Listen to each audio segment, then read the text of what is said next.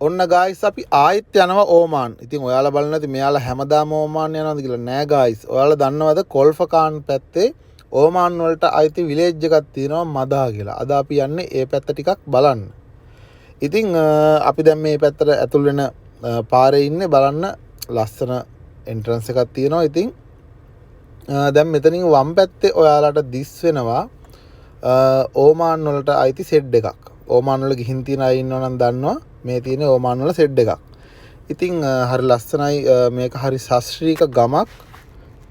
ඉතින් ඕගොල්ලෝ දැක්ක අපි කලින් ඕමාන් මස්කට් යනකොට අපට වීසා අවශ්‍ය වුණා, පාස්පෝර්ට්, වාහනට ඉන්ෂුරන්ස් හැමදේම අවශ්‍ය වුණා.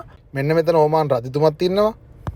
ඉතින් ඇත්තටම මේ ගමට යනකොට අපට ඒ කිසිම දෙයක් අවශ්‍ය වෙන්නේ නැහැ. ඕනම කෙනෙකුට ගිහිල්ලා බලලා කරලා එන්න පුළුවන්. ඉතින් මේ තියෙන ඕමාන් ගවර්න්මන්ට් ඔෆිස් එකක් ඔයාලට පේනවා.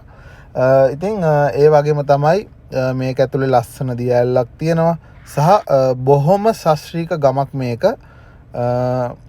මේ පේනවාද ඔයාලට? ඉතින් ඒගොල්ලෝ වගා කරනවා, කෙසෙල් තියෙනවා. ඉතින් බොහොම ශාස්ත්‍රීයයි.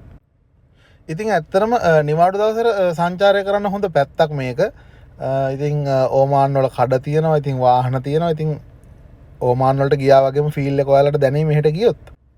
ඉතින් ගායිස් අපි ගෙදරින් පිටත් වෙද්දිම ටිකක් හැන්දෑ වෙලා පිටත් වුණේ. ඉතින් මේ පැත්තට යද්දි ටිකක් හැන්දෑ වෙච්ච නිසා අපි වැඩිය බැහැලා ඇවිදින්න ගියේ නැහැ.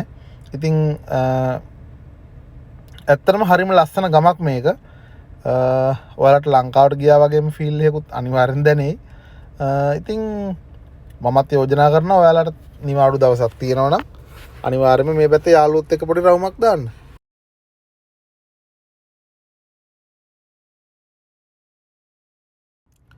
ඉතින් ගායිස් ඔයාලත් අනිවාර්යයෙන්ම මෙතනට යන්න. ඉතින් ඩුබායි ඉන්න ඔයා ඕමාන් රටට ගියේ නැතුනොත් මේ ගමට හරි යන්න. ඉතින් අපිත් ගොඩක් ඇවිද්දා. ඉතින් එහෙනම් මේ වගේ තව වීඩියෝ එකකින් අපිට හම්බෙමු. එහෙනම් හැමෝටම ජය වේවා.